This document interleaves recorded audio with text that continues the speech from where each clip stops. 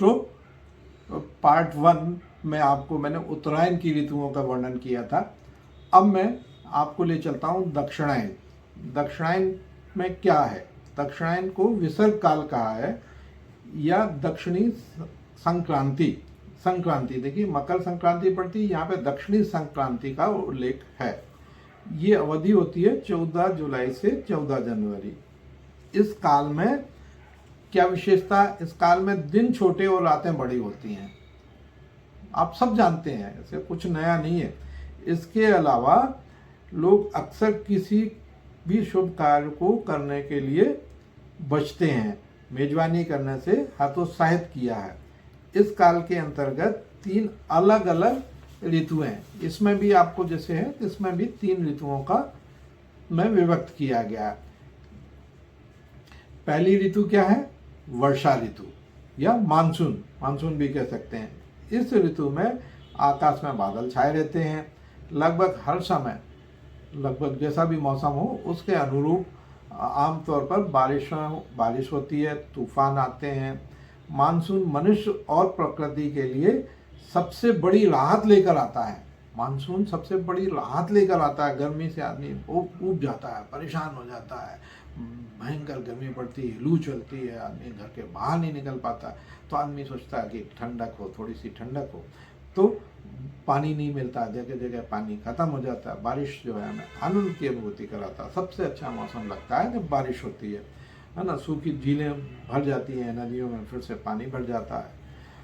किसी की भी अग्नि अत्यधिक क्षीण हो जाती है। मगर इसमें एक बुराई है इस मौसम में कि हमारा जो अग्नि है, पाचक जठर अग्नि है, उसकी अत्यधिक क्षीण हो जाती है, क्योंकि इस मौसम में पृथ्वी और अग्नि ऊर्जाएं बढ़ जाती हैं। क्या होता है इस मौसम में? जठर अग्नि क्षीण हो जाती है, पृथ्वी और अग्नि की ऊर्जाएं बढ़ जाती हैं। अवधि तो मैंने आपको बताया है, मध्य जुलाई से मध्य सितंबर तक ये अवधि है। आहार, आहार क्या कहता है आयुर्वेद?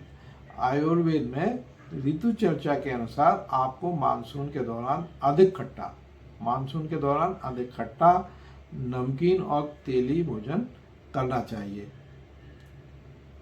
इस समय जैसे आप बारिश होती है तो क्या अच्छा लगता है? भजिए खा लो। अमूमन क्या होता है, बारिश हुई तो यार भजिए खाएंगे, आज तो भजिए का मौसम है, आज मंगोड़े का मौसम है। तो इसमें आयुर्वेद भी यही कहता है कि तेली भोजन करना चाहिए। खूब सारा सूप पिएं, भोजन में ढेर सारा अदरक शामिल करें, खूब सूप पिएं, अदरक शामिल करें। मौसम की शुरुआत हल्के भोजन से करें, लेकिन धीरे धीरे तैली भोजन का सेवन करें ताकि आपके शरीर को झटका ना लगे। आपको मुश्किल से पचने वाले भोजन और अधिक तरल पदार्थ और शराब से बचना चाहिए। शराब तो कभी पीना ही नहीं चाहिए, किंतु यदि जो पीते हैं तो इस मौसम में शराब वर्जित है। आयुर्वेद बोलता है इस मौसम में आप शराब का सेवन ना करें। जीवन शैली, बारिश में भीगने और दिन में झपकी लेने से बचें। बारिश में दिन में सोना आयुर्वेद में प्रतिबंधित है, क्योंकि जठराग्नि क्षीण होती है। यदि आप वायु बनती है, यदि आप सोएंगे दिन में तो वायु अधिक बनेगी, तो इसमें दिन में सोना नहीं है। इसके अतिरिक्त आपको नदी के किनारे घूमने से बचना चाहिए। बाढ़ आ सकती है, कभी भी भूस्खलन हो सकता है, सॉइल इरोजन हो सकता है, किसी भी तरह की विपत्ति का सामना आपको करना पड़ सकता है। इसलिए नदी किनारे जाने से, नदी में नहाने से वर्जित किया गया है। देखिए, सभी के सुख की कल्पना करता है ना आयुर्वेद, सबके सुख की कल्पना करता है, सबके निरोग होने की कल्पना करता है। तो सारी चीजें, छोटी छोटी बड़ी चीजों का उल्लेख इसमें मिलता है। शरद ऋतु,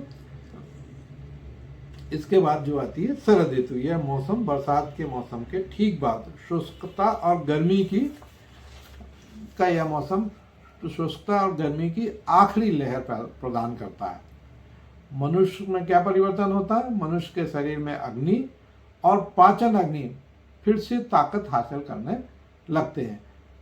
जो जठर अग्नि है सने सने सने सने बढ़ने लगती है। इसके अलावा यह ऋतु कमजोर वात और पित्त दोषों को शांत करती है। देखिए एक बहुत अच्छी बात है, कमजोर वात और पित्त दोषों को शांत करती है। अवधि क्या है इसकी, पहले भी बताई, मैं पुनः बताऊंगा, मध्य सितंबर से मध्य नवंबर तक। मैं बार बार एक चीज की चर्चा कर रहा हूं ताकि आपको अच्छे से स्मरण हो सके कि कब से कब का ये है और क्या नहीं खाना चाहिए। ऋतुचर्या व्यक्ति को आहार क्या लेना है, आहार का देखिए वर्णन है। ऋतुचर्या व्यक्ति को मीठे, कड़वे और आसानी से पचने वाले खाद्य पदार्थों का सेवन करने की सलाह देते हैं। क्या खाने की सलाह देते हैं? मीठे, कड़वे और आसानी से पचने वाले खाद्य पदार्थों की सेवन करने की सलाह देते हैं। कुछ खाद्य पदार्थ जिन्हें आप अपने भोजन में शामिल कर सकते हैं वो हैं गेहूं, चीनी, शहद, पटोला, पटोला आपने नहीं सुना होगा, पटोला, हरा चना, और जो मांसाहारी हैं उनको बकरी का मांस का सेवन करने का उल्लेख है। इसके विपरीत आपको वसा, मछली और तेल के सेवन से बचना चाहिए, है ना। मछली नहीं खाना चाहिए, मछली अन्य कारणों से भी नहीं खाते हैं क्योंकि ब्रीडिंग सीजन माना गया है मछली के लिए, तो इस सीजन में मछली को प्रतिबंधित देखिए आयुर्वेद में भी किया है। अब हमारी जीवन शैली कैसी होना चाहिए? इस मौसम में आपको भूख लगने पर ही खाना चाहिए। बिल्कुल ध्यान रखें कि आपको भूख नहीं लगी है तो आपको खाना नहीं खाना है। इसके अलावा ऋतुचर्या का सुझाव है कि आप धूप में रखे पानी का उपयोग करें ताकि सूरज की रोशनी पानी को स्वच्छ कर सके।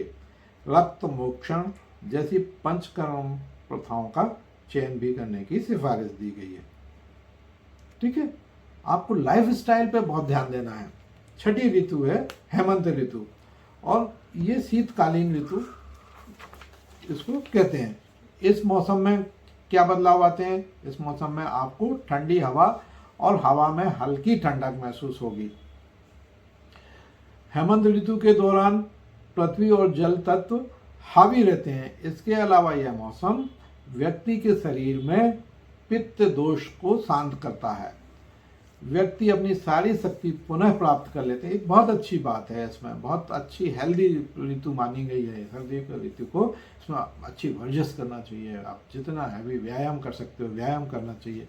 इसमें शक्ति जो है पुनर्प्राप्त होती है, जो इस समय सबसे अधिक होती है। वो समय मैंने आपको बताया मध्य नवंबर से मध्य जनवरी। आहार देखिए, ऋतुचर्या के अनुसार आहार का वर्णन आयुर्वेद में है। आप बहुत सारे मीठे, नमकीन, बेस्वाद खाद्य पदार्थों वाले आहार का पालन करते हैं। आपको आटे, हरे चने और नए कटे चावल से बना खाना भी खाना चाहिए। इसके अतिरिक्त दूध और दूध से बने उत्पाद, वसा, मांस, तिल और किण्वित खाद्य पदार्थों का सेवन बढ़ावें। जीवन शैली, आपको कैसे रहना? जीवन शैली, इस मौसम में आपको नियमित रूप से व्यायाम करना चाहिए और सिर और शरीर के अंगों की तेल से मालिश करनी चाहिए। इस सीजन में तेल बहुत लाभकारी है। गर्म पानी से नहाना चाहिए, धूप सेंकना चाहिए। आपको दिन के दौरान झपकी लेने और ठंडी हवाओं के संपर्क में आने से बचना चाहिए क्योंकि रातें बड़ी होती हैं, इसलिए दिन का सोना वर्जित है। आयुर्वेद में ऋतुचर्या ने सदैव ऋतुओं के अनुरूप जीवन जीने का उपदेश दिया है। व्यक्तियों को मौसमी फल और सब्जियां खानी चाहिए क्योंकि वे उस मौसम में उगते हैं, उस मौसम के लिए अधिक उपयुक्त होते हैं। यद्यपि एक बार मौसमी उपज पूरे वर्ष उपलब्ध रहती है, फिर भी प्राकृतिक आहार पर बने रहने की सलाह दी जाती है। तो मैं आपको यही सलाह दूंगा कि यदि आप अपना स्वस्थ रहना चाहते हैं तो आयुर्वेद के अनुसार जिस मौसम में जो फल होते हैं उन फल को सेवन करें। अब देखिए, एक बुंदेलखंडी लोकोक्ति है, वो क्या कहती है, वो भी आप उस पर भी थोड़ा सा ध्यान दें कि बुंदेलखंडी लोकोक्ति हर माह, जो हिंदू महीने हैं, हिंदू महीने कैसे उसमें वर्जित किया है उसका एक लोकोक्ति है। चैते गुड़, वैसाखे तेल, ज्येष्ठे लता, आषाढ़े बेल, सावन साग, भादों मठा, क्वाल करेला, कार्तिक दही। क्वार करेला कार्तिक दई अग्नि जीरा पूसे मई और माघ मसरी फागुन चना मल हो न तो पल हो सही। तो क्या है इसका तात्पर्य, क्या है तात्पर्य? ये है जो चैत मास होता है, चैत मास से हमारा नया कैलेंडर शुरू होता है, नव वर्ष चैत से शुरू होता है। तो चैत मास में किसान जो है खेत के ऊपर रहता है, फसल उसकी आती है, तो उस महीने में गर्मी आती है, गर्मी रहती है, और तो उसमें गुड़ नहीं खाना चाहिए। गुड़ खाने से नाक फूटने के शिकायतें आती हैं, तो गुड़ वर्जित है। वैसाख में तेल वर्जित है। तेल जो है गरिष्ठ होता है, इसलिए जठर अग्नि हमारी गर्मी के मौसम में कम हो जाती है, इसलिए तेल को वर्जित किया है। ज्येष्ठ मास में लता जो है बेल पे होने वाले फल जो है उनके सेवन को वर्जित किया है। आषाढ़ में बेल, आषाढ़ जो होता है सावन के, मतलब जो आषाढ़ जो होता है सावन के पहले, उसमें बेल जो होता है बेल को नहीं खाना चाहिए, क्योंकि बेल पक के खत्म हो जाता है। अब बेल नहीं रहता, जो लगे रहते हैं वो हरे होने लगते हैं। बेल की एक बहुत अच्छी क्वालिटी है, आपको एक बड़ा